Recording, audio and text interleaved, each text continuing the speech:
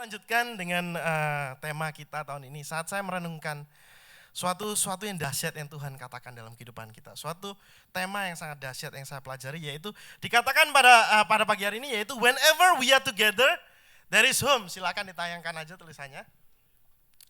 Katakan sama-sama 1, 2, 3. Whenever we are together there is home, saudara. Jadi ada suatu tempat di mana kita mendapatkan suatu yang comfortable, suatu yang kita nyaman, saudara. Home adalah tempat di mana kita menemukan tempat peristirahatan. Home adalah tempat di mana kita bisa menemukan kita ini nggak perlu pakai topeng lagi. Pak Susami berbicara beberapa minggu yang lalu tentang topeng, tentang bagaimana kita menjadi original, orang-orang yang benar-benar seperti dirinya sendiri, nggak berubah-ubah, saudara. Juga home adalah tempat di mana kita menemukan suatu tempat di mana kita bisa mendapatkan suatu kenyamanan, mendapatkan suatu tempat di mana kita mendapatkan suatu sharing, tempat di mana kita bisa mendapatkan suatu encouragement, saudara. Tempat di mana kita bisa mendapatkan suatu encouragement Indonesianya, suatu di mana kita bisa maju gitu, saudara. Juga home adalah suatu rumah, adalah suatu tempat di mana kita bisa menemukan sukacita, saudara. Pada pagi hari ini saya ingin berbicara tentang home, tentang together. Pagi hari ini kita mau bicara tentang together, bagaimana desain Tuhan di dalam kehidupan kita, bagaimana pada saat kita together, kita mau hidup kita ini berjemaat, bergereja, dan juga dalam keluarga kita ini ada suatu home. Ada suatu tempat di mana kita bisa sharing satu sama lain, ada suatu tempat di mana kita bisa membagi sukacita, ada tempat di mana kita bisa membagi duka cita, ada tempat di mana kita bisa mendapatkan sukacita itu dari Tuhan. Jadi saya mau buka firman Tuhan dari Filipi 2, kita baca sama-sama. Filipi 2 ayat 1 sampai 8. Filipi 2 1 sampai 8, kita baca yang satu laki-laki, yang dua perempuan dan selanjutnya ya. Jadi yang ganjil laki-laki, yang genap perempuan. Siapa yang sudah mendapatkan firman Tuhan katakan amin. Amin. Filipi 2 ayat 1 sampai 8. Saya baca dulu ya, yang ganjil sama-sama yang laki-laki dengan saya.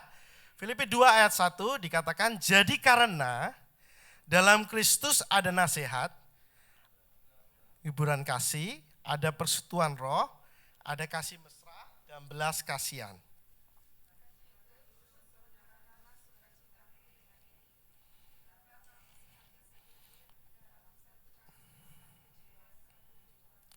Dengan tidak mencari kepentingan sendiri atau puji-pujian yang sia-sia. Hendaklah dengan rendah hati yang seorang menganggap yang lain lebih utama daripada dirinya sendiri.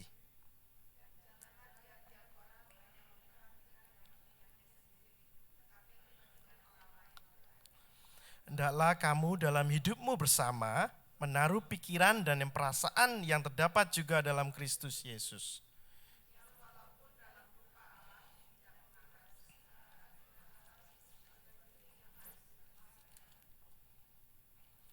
Kan telah mengosongkan dirinya sendiri dan mengambil rupa seorang hamba dan menjadi sama dengan manusia.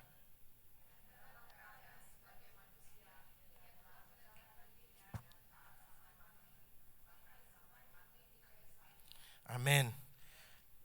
Di sini kita belajar, saudara. Pagi hari ini saya berikan judul khotbah saya yaitu merendahkan hati dan saling melayani satu sama lain, saudara.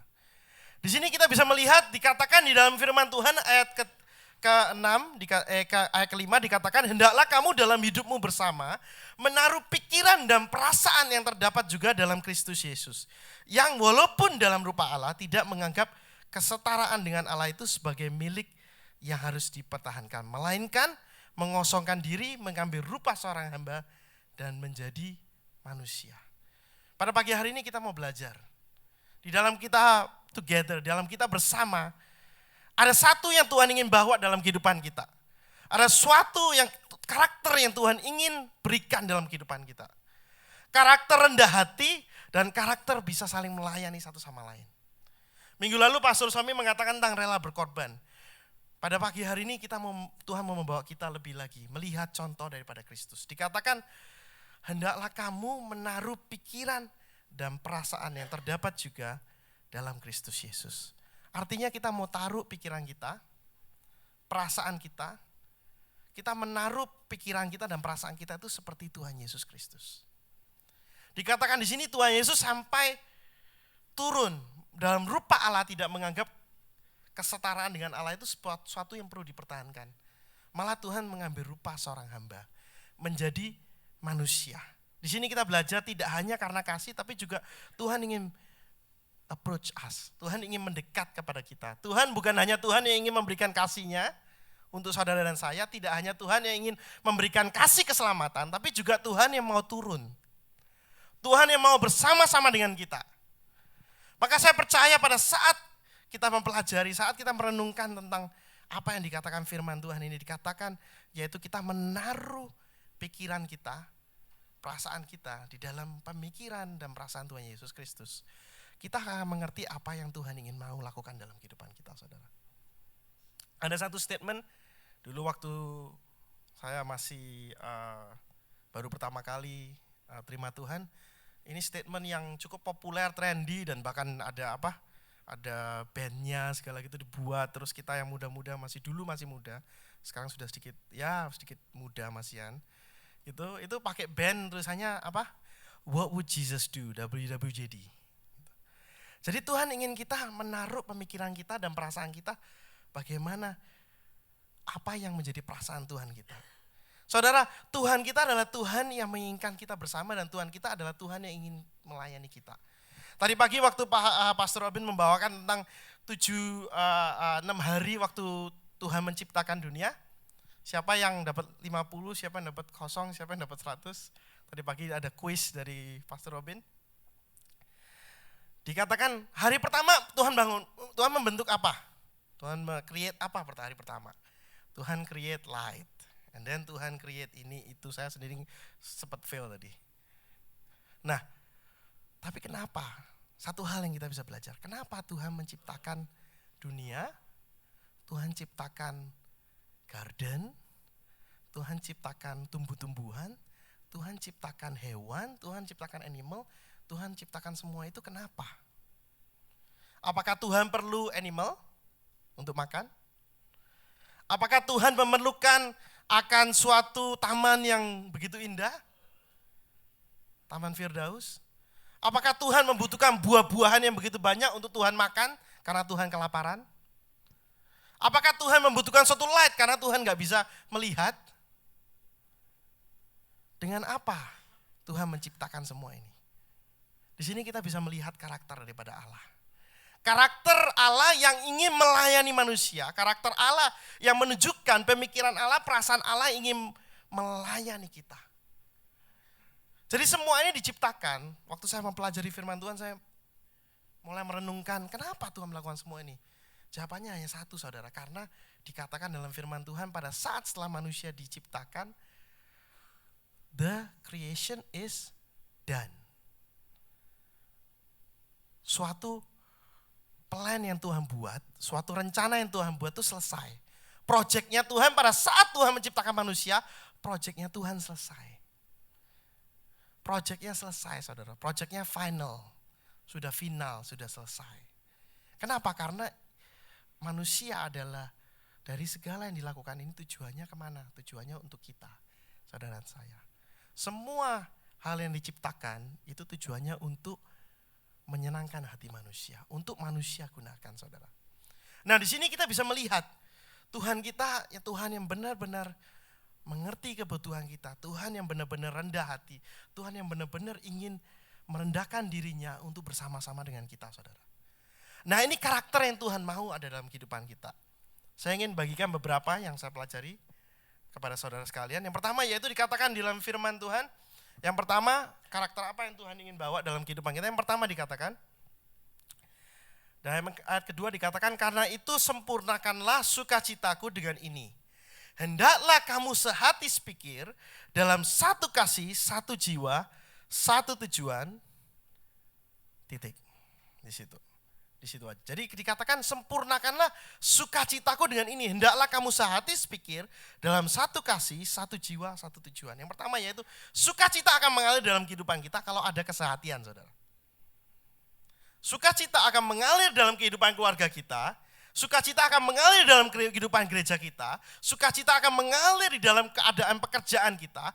Kalau kita sehati. Kalau kita mempunyai satu hati, walaupun dengan segala pemikiran-pemikiran yang berbeda-beda, mungkin culture kita berbeda-beda. Kita di race-nya berbeda-beda.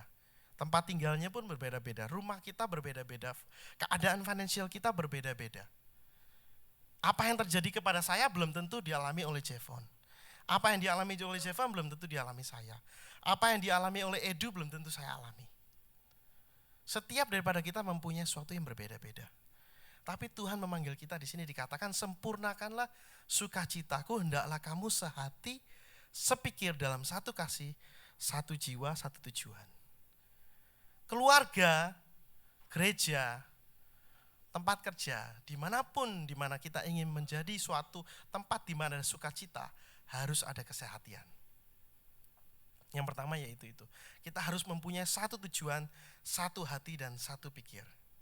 Seringkali kita mengatakan hal begini, kalau gitu gimana caranya dong? Kita kan berbeda-beda, mungkin tujuannya berbeda-beda. Segala sesuatunya berbeda-beda. Saya sama istri saya belum tentu sama persis. Tapi harus ada satu hal yang dilakukan, harus ada beberapa hal yang kita harus mengerti. Yang pertama yaitu kita harus mengerti otoritas di dalam kehidupan kita, saudara.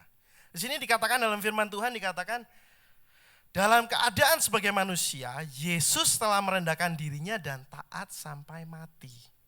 Bahkan sampai mati di kayu salib. Jadi yang pertama yang kita perlu belajar dari Tuhan, yaitu kita harus mengerti otoritas dalam kehidupan kita. Pada saat kita mengerti otoritas dalam kehidupan kita, segalanya akan berjalan dengan lancar, saudara. Pada saat kita, suami dan istri mengerti misalnya, bahwa suami yang memegang peranan di dalam decision, dan istri mengerti hal ini, dan suami mengerti hal ini, akan ada suatu jalan yang benar. Akan ada suatu sukacita dalam rumah tangga kita. Di saat kita berada dalam gereja, di saat kita dalam pekerjaan, kita mengerti siapa bos kita, akan ada suatu sukacita. Pada saat saya mengerti, bos saya ini maunya apa, tujuannya apa. Saat saya mengerti, pastor saya maunya apa, tujuannya apa. Saat saya mengerti gereja saya visinya apa, tujuannya apa, akan ada suatu sukacita dalam kehidupan saya. Minggu lalu kita baru mengadakan suatu food sale, saudara. Puji Tuhan, kita mengumpulkan income $1.400. Berikan kemuliaan bagi Tuhan, saudara. $1.400 bukan duit yang sedikit, saudara. Kalau kerja sendiri saya nggak bisa make dalam satu hari $1.400. Tapi puji Tuhan, saudara. Jemaat di tempat ini mengerti tujuannya, mengerti apa yang Tuhan mau lakukan, mengerti visi daripada pemimpinnya, maka mereka datang sama-sama. Mereka mengerti akan role mereka mengerti otoritas mereka, maka mereka mau support, mau sehati, mau sepikir, saudara. Waktu dalam doa ada sharing, dikatakan, wah puji Tuhan, masak dimsum, siomay 3 jam selesai, rekor baru, saudara. Belum ada, nanti next time kita kasih goal baru, 2,5 jam selesai, coba. Tapi kenapa? Karena dikatakan di waktu di sharing, dikatakan karena semua bersama-sama bekerja. Ada yang melakukan ini, ada yang melakukan itu, ada yang melakukan apa. Pada saat mereka lakukan pun ada suatu sukacita, saudara. Enggak lagi berat. Kalau satu orang ngerjain sendiri mungkin stres. Kalau satu orang ngerjain sendiri mungkin merasanya beban karena sendirian. Tapi pada saat kita bersama-sama ada suatu sukacita. Jadi dikatakan di sini yaitu sukacita saat ada kesehatian, saudara. Ini firman Tuhan, ya dan amin, saudara. Karena pada saat kita melakukan apa yang Tuhan firmankan, Tuhan menghargai dan Tuhan memberikan sukacita dalam kehidupan kita. Maka suatu yang mestinya berat menjadi ringan, saudara. Pada saat kita di dalam suatu keluarga misalnya, saya dengan anak-anak, saya dengan istri saya dengan orang tua saya Yeni dengan orang tuanya, kita semua menjadi satu hati, mempunyai kesehatian. Ada suatu yang luar biasa yang juga terjadi, saudara. Jadi artinya pada saat kita sehati sepikir, Tuhan akan memberikan suatu sukacita dalam kehidupan kita. Yang pertama yaitu kita harus mengerti role kita. Kita harus mengerti otoritas kita. Kita harus mengerti siapa yang Tuhan tunjuk sebagai pemimpin kita. Di dalam perjalanan misalnya saudara, di perjalanan menuju highway misalnya, saudara menuju ke tempat sini. Saudara juga mengikuti, secara tidak sadar saudara mengikuti, ada rule, harus flow-nya 40 mile per hour, harus apa, kalau ada polisi, segala polisi yang bisa menangkap kita. Kita mengerti otoritas di mana Tuhan tempatkan kita. Kalau Tuhan tempatkan saudara di sekolah, artinya Tuhan memberikan otoritas kepada guru untuk mengajar saudara. Pada saat Tuhan menaruh Anda di suatu tempat kerja, artinya Tuhan memberikan otoritas tempat kerja ini, tempat kerja untuk kita. Pada saat saudara berada di Amerika, artinya Tuhan memberikan pemerintah Amerika sebagai otoritas dalam kehidupan saudara. Kita buka Roma 13, sebentar aja untuk dibaca, Roma 13 ayat 1 sampai 2.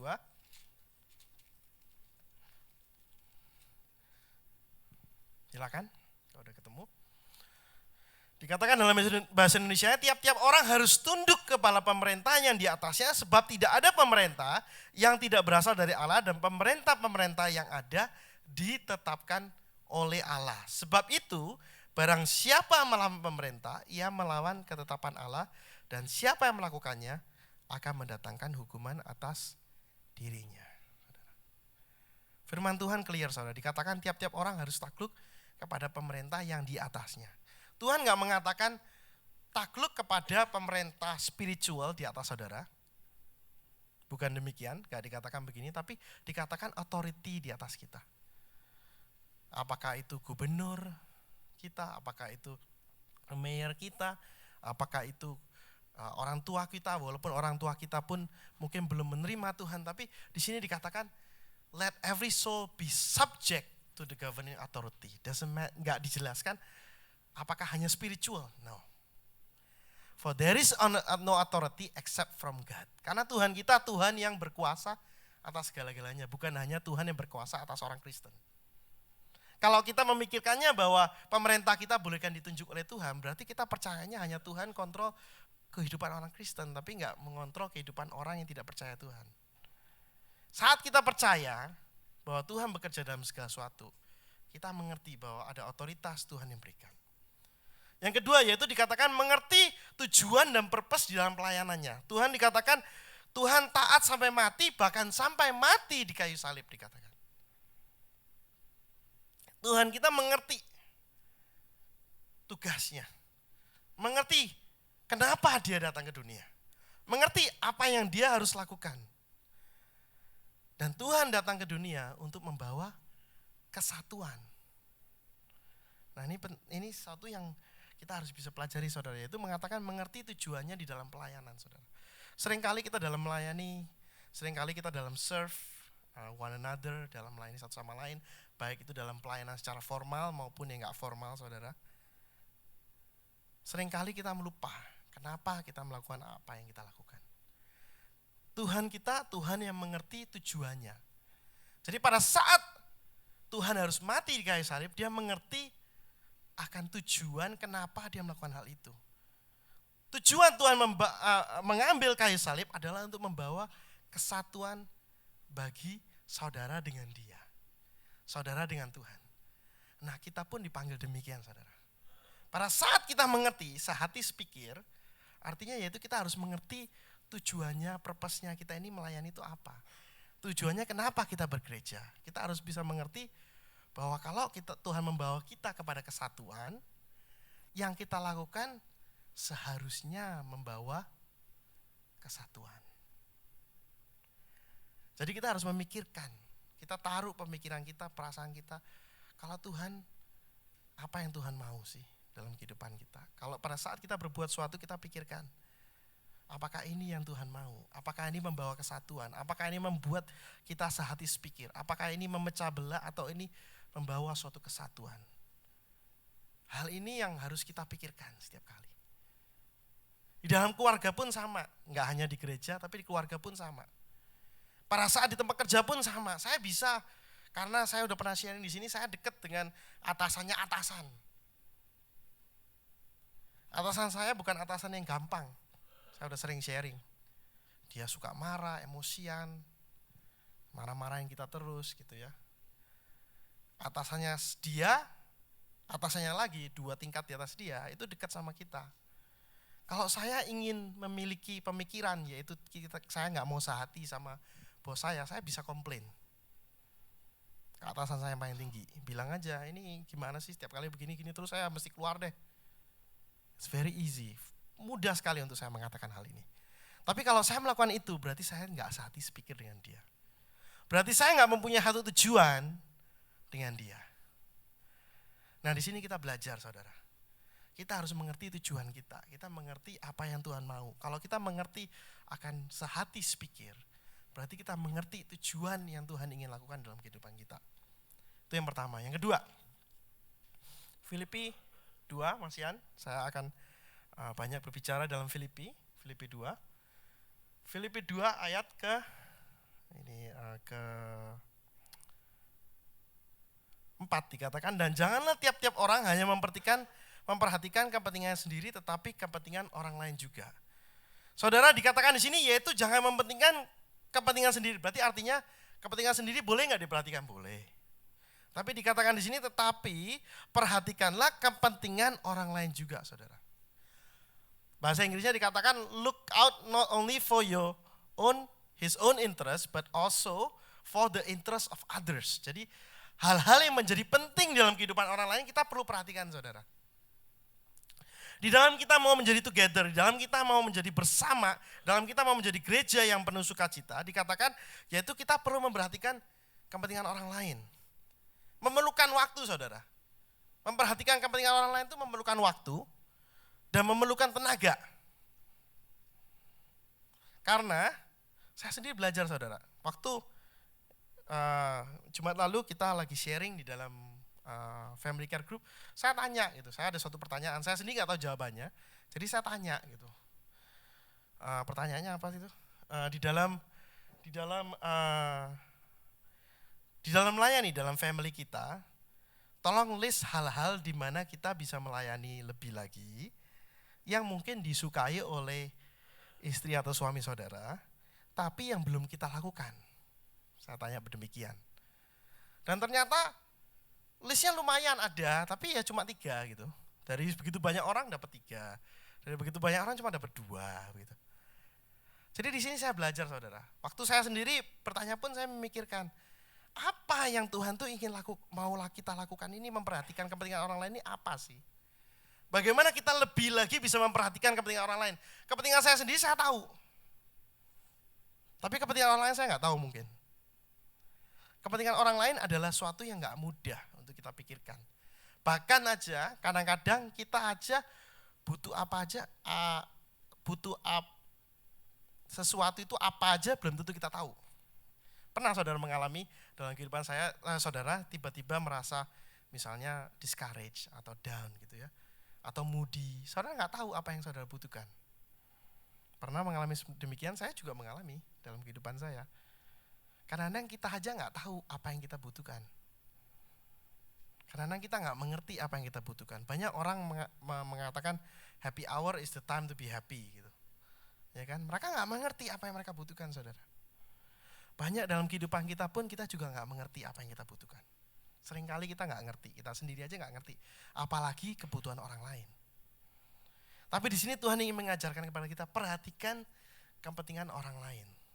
Saat kita bisa aplikasikan pemikiran ini, saat kita bisa merenungkan firman Tuhan ini mengatakan memperhatikan kepentingan orang lain, saat kita mulai apply di dalam kehidupan kita, kita melihat pekerjaan kita mengatakan, dia ini butuhnya apa sih sebenarnya? Saat kita bisa aplikasikan ini dalam kehidupan keluarga kita, saat kita bisa aplikasikan ini dalam kehidupan berjemaat atau gereja Tuhan, luar biasa apa yang Tuhan bisa lakukan dalam kehidupan kita, saudara. Saya bisa share sendiri dalam pekerjaan waktu saya mulai melihat, saya merenungkan dia itu sebetulnya butuh apa sih? Kenapa marah-marah terus sih ini bos saya ini? Kenapa sih ini orang kok kayaknya begini terus gitu ya?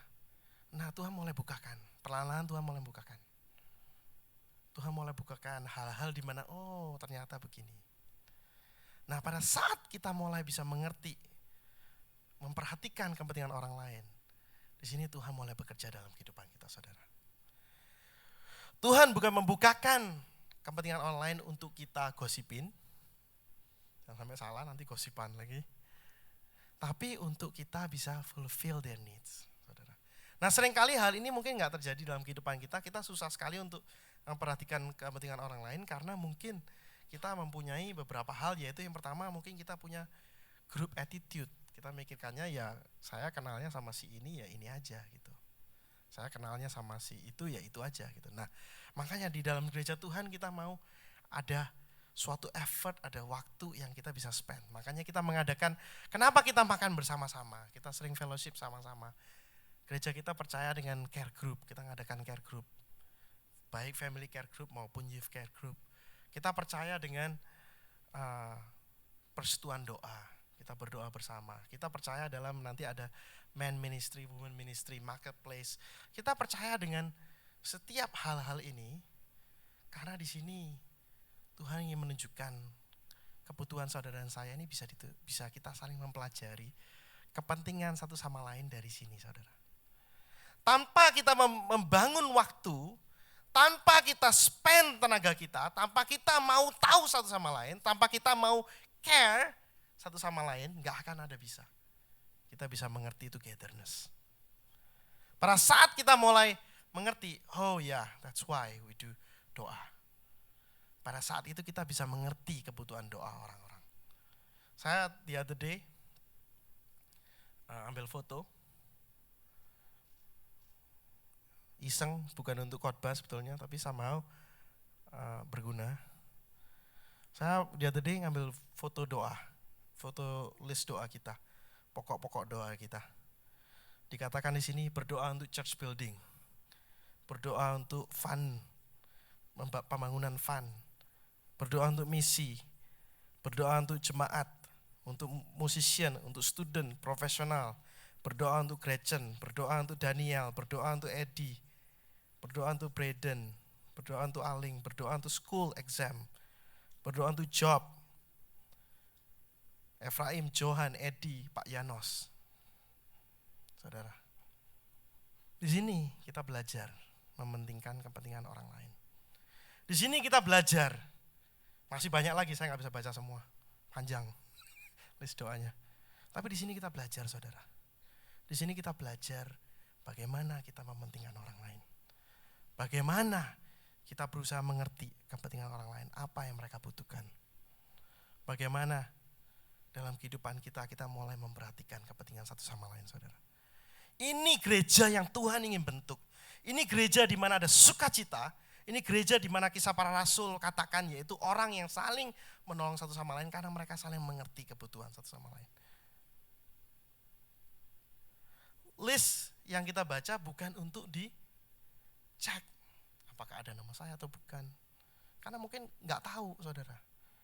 Nah, tentunya harus ada keterbukaan dari satu sama lain.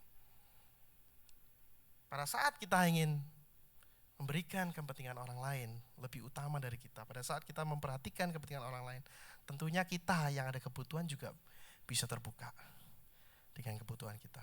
Karena kita akan share burden kita sama-sama. Itu memperhatikan kepentingan orang lain. Yang selanjutnya, yang ketiga ya. Yaitu dikatakan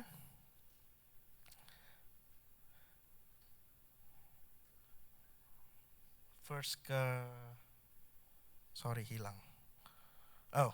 yang ketiga, dengan tidak mencari kepentingan sendiri atau pujian sia-sia, sebaliknya hendaklah dengan rendah hati yang seorang menganggap yang lain lebih utama daripada dirinya sendiri. Di sini dikatakan yaitu menganggap orang lain lebih utama daripada dirinya sendiri. Menganggap di sini saya sudah sempat research, cari tahu artinya apa. Dalam bahasa Inggrisnya maupun artinya apa di dalam kamus.net gitu ya. Saudara bisa cari sendiri, kamus.net itu Indonesian penjelasan kata-kata Indonesia dalam bahasa Indonesia. Tapi rada ngawur memang. Saya udah cek juga. Jadi menganggap di sini dikatakan assume atau menaruh diri kita di dalam keadaan orang lain. To place, bahasa Inggrisnya dikatakan to place oneself. Menaruh diri kita. Gitu. Jadi pada saat kita mengatakan menganggap yang lain lebih utama daripada diri kita sendiri, di sini dijelaskan yaitu menaruh diri kita, saudara. Bagaimana kita menaruh diri kita di dalam keadaan orang lain sehingga kita bisa mengerti kehidupan mereka itu lebih utama daripada kita sendiri. Menganggap yang lain lebih utama. Banyak sekali pelayanan tempat ini, saudara. Pada saat kita bisa mengerti, saya akan ambil suatu contoh, saudara. Pada saat aser kita, tadi kalau nggak salah Cisusan yang aser. Kalau salah, sama Semi ya. Ya, Semi yang aser. Nah pada saat Semi sebagai aser, dalam pelayanan, dalam melayani, di dalam dia mendahulukan yang lain lebih utama, dia ngasih Jevon masuk duluan, pilih tempat duduk dulu. Tadi soalnya Jevon udah begini-begini. Dia mendahulukan. Orang lain mungkin masih tidur, 15 menit ekstra, 20 menit ekstra, tapi Semi sudah di depan. Amin Semi? Amin, tuh dia. Semi sudah di depan nunggu orang. Kalian mungkin hujan, aduh nanti siangan lah. Tapi Semi sudah nungguin di situ. Nungguin gitu. Cengok dia nungguin. Kenapa? Karena dia membuat suatu keputusan, yaitu dia ingin mendahulukan yang lain lebih utama daripada dirinya sendiri. Dia menaruh waktunya. Kalau orang lain boleh masuk dengan mudi. Gini. Tapi dia ketemu saudara harus senyum. Paksa. Just kidding Semi. Ntar bisa bitter lagi. Jadi saudara, di sini, pada saat kita belajar melayani, pada saat kita memikirkan apa sih pelayanan di gereja, gereja kita mempunyai begitu banyak hal di mana kita bisa melayani lebih lagi. Pada saat ibu-ibu menyediakan makanan di tempat duduk saudara tinggal duduk, ternyata makanan terbang sendiri, seperti UFO duduk di depan saudara, ada makanan tersedia. Bukankah ada yang membawakan kepada saudara? Itu piring gak bisa terbang sendiri, saudara. Disinilah kita belajar melayani, menganggap yang lain lebih utama dari diri sendiri. Saya sering lihat ibu-ibu yang melayani, yang lain sudah dapat makanan, mereka belum dapat makanan. Kalau makanan kurang, mereka yang gak dapat makanan, saudara. Saudara pasti dapat, tapi mereka belum tentu dapat. Yang melayani, mendahulukan yang lain lebih utama daripada dirinya sendiri, saudara. Nah kalau kita mengerti akan firman Tuhan ini, kita mengerti bahwa kita seorang menganggap yang lain lebih utama. Pada saat kita mengerti, walaupun hal itu bukan menjadi bagian saudara, saudara bukan yang menyediakan makanan misalnya, saudara bukan yang menjadi aser, tapi saudara melayani di musik misalnya, melayani tempat lain, atau melayani hal-hal lain. Saudara menemani orang, saudara melayani. Pada saat saudara memberikan suatu di mana kita bisa sehati sepikir, membawa kita kepada suatu gereja yang peduli, gereja yang rendah hati, gereja yang mengerti, melayani satu sama lain. Pada saat kita melakukan itu, walaupun seberapapun kecilnya, itu akan berharga di mata Tuhan. Dan pada saat kita mengerti apa yang orang lain lakukan untuk kita, saya jamin saudara tidak akan komplain dalam kehidupan saudara. Saya bisa jamin saudara tidak akan komplain karena saudara mengerti apa yang orang lain harus lakukan untuk melayani kita, saudara. Mungkin kita masih di rumah, mereka di sini sudah Om David segala gitu ya, sudah menyiapkan semuanya lagunya, semalam mungkin sudah diperhatiin, lagunya udah didengerin berapa hari sebelumnya, key-nya sudah dipelajari, dicoba lagi. Pada saat ada suatu key yang salah misalnya, saudara akan tetap haleluya, saudara gak akan komplain. Karena saudara mengerti bahwa dikatakan di sini yaitu kita menganggap yang lain lebih utama daripada kita. Disinilah gereja yang Tuhan ingin bentuk. Saya ingin tutup dengan satu cerita, saudara. ceritanya bukan cerita bohongan, cerita beneran. Kita buka sama-sama, kita baca. Kisah Para Rasul 5 ayat 1 sampai 11.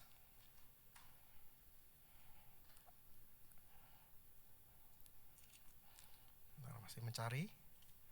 Yang sudah dapatkan katakan amin. Belum, banyak yang belum dapat, sama seperti saya. Kisah Para Rasul 5 ayat 1 sampai 11. Sudah terima? Sudah dapat? Semua sudah dapat? Amin. Oke, Kisah Para Rasul 5 ayat 1 11. Kita baca sama-sama. Ada seorang lain yang bernama Ananias. Ia beserta istrinya Safira menjual sebidang tanah. Dengan setahu istrinya, ia menahan sebagian dari hasil penjualan itu dan sebagian lain dibawa dan diletakkannya di depan kaki rasul-rasul. Tetapi Petrus berkata, Ananias, mengapa hatimu dikuasai iblis sehingga engkau mendustai Roh Kudus dan menahan sebagian dari hasil penjualan tanah itu? Selama tanah itu tidak dijual, bukankah itu tetap kepunyaanmu? Dan setelah dijual, bukankah hasilnya itu tetap dalam kuasamu? Mengapa engkau merencanakan perbuatan itu dalam hatimu? Engkau bukan mendustai manusia, tapi mendustai Allah. Ketika mendengar perkataan itu, rebalah Ananias dan putuslah nyawanya. Maka sangatlah ketakutan semua orang yang mendengar hal itu. Lalu datanglah beberapa orang muda, mereka mengampani mayat itu dan mengusungkan keluar dan pergi menguburnya. Kira-kira 3 jam kemudian masuklah istri Ananias. Tetapi ia tidak tahu apa yang telah terjadi. Kata Petrus kepadanya, katakanlah kepadaku dengan harga sekiankah tanah itu kamu jual? Jawab perempuan itu, betul sekian. Kata Petrus, mengapa kamu berdua bersepakat untuk mencobai Roh Tuhan? Lihatlah orang-orang yang baru mengubur suamimu berdiri di depan pintu dan mereka akan mengusung engkau juga keluar. Lalu rebalah perempuan itu seketika itu juga di depan kaki Petrus dan putuslah nyawanya. Ketika orang-orang muda itu masuk, mereka mendapati dia sudah mati, lalu mereka mengusungnya keluar dan menguburnya di samping suaminya. Ini adalah kisah di mana mereka ingin melayani, saudara. Ananias dan Safira adalah orang-orang yang ingin melayani. Dalam Kisah Para Rasul dikatakan sebelumnya, kalau saudara baca di Kisah Para Rasul keempat, itu banyak orang yang memberikan ladangnya, memberikan hartanya untuk dibagikan kepada orang-orang lain. Apakah hal ini perlu? Apakah harus dilakukan? Menurut saya enggak. Tapi orang-orang yang memberikan adalah orang-orang yang mau memberikan. Jadi yang saya ingin kita pelajari pada pagi hari ini yaitu di dalam kita memberikan, di dalam kita melayani satu sama lain, di dalam kita merendahkan hati kita dan kita melayani satu sama lain, ada satu hal yang harus kita perhatikan yaitu hati kita, saudara. Saya beberapa bulan yang lalu membawakan firman tentang hati. Maka itu dikatakan dalam firman Tuhan Filipi kalau saudara baca yaitu Yesus mengambil rupa hamba, mau mengambil rupa seperti hamba dengan hati hamba yang ada dalam kehidupannya. Nah, di sini dikatakan mengapa hati kamu dicobai oleh, mengapa hatimu dikuasai iblis dikatakan. Petrus mengatakan demikian. Jadi dalam kehidupan kita, dalam kita melayani, saudara melayani dengan apakah saudara mau atau tidak. Tidak perlu seperti apa yang Ananias yang terjadi dengan Ananias dan Safira, di mana mereka karena mungkin mereka melihat orang-orang lain melayani, mereka melihat orang lain memberikan, mereka melihat apa yang orang lain lakukan, mereka merasa harus melakukan juga. Saudara, mungkin perbuatan kita di depan orang terlihat sepertinya kita memberikan. Tetapi yang paling penting hati kita, saudara. Saya percaya pada saat pada saat firman Tuhan disampaikan yaitu merendahkan hati dan kita saling melayani. It starts, semuanya mulai dari hati. Pada saat Tuhan berbicara dalam hati kita, disitulah kita harus responi, saudara. Nah di sini dikatakan mereka enggak mempunyai hati demikian, saudara. Maka dikatakan, mengapa hatimu dikuasai iblis, sehingga engkau mendustai Roh Kudus dan menahan sebagian dari hasil penjualan tanah itu. Saya percaya pada saat ini terjadi, mereka mati bukan karena hanya mendustai Roh Kudus. Tapi mereka meninggal karena hati mereka sudah enggak untuk Tuhan lagi. Hati mereka bukan untuk Tuhan lagi. Hati mereka bukan untuk memberikan suatu kesatuan di dalam jemaat. Jadi yang paling penting dalam kehidupan kita yang kita perlu lakukan, dalam kita melayani, dalam kita melakukan hal yang kita ingin lakukan pada pagi hari ini, saya ingin tutup dengan mari kita jaga hati kita. Pada saat kita mempunyai hati yang benar, pada saat kita masuk di dalam suatu hubungan, baik itu suami istri, baik itu hubungan dengan jemaat, dengan sesama, baik itu dengan saudara kita, baik itu dengan pekerjaan kita, pada saat kita masuk ke dalam hubungan, pada saat kalau kita mempunyai hati yang benar dalam kehidupan kita, pada saat kita mempunyai hati hamba, apa yang kita lakukan itu akan berubah, saudara. Yang benar dan yang tidak benar itu akan menunjukkan sesuatu yang sangat berbeda dalam kehidupan kita. Pada saat saya memasuki suatu menikahan dengan pemikiran yaitu saya dengan Yeni, saya akan melayani dia. Saat saya memikirkan itu, saat kita mengambil pemikiran yaitu kita ini ingin menjadi hamba, apa yang kita lakukan akan berbeda, saudara. Dan apa yang kita berikan akan menjadi suatu yang membawa sukacita dalam keluarga kita. Maka pagi hari ini saya mau nutup dengan ini, saudara. Yuk kita berdoa.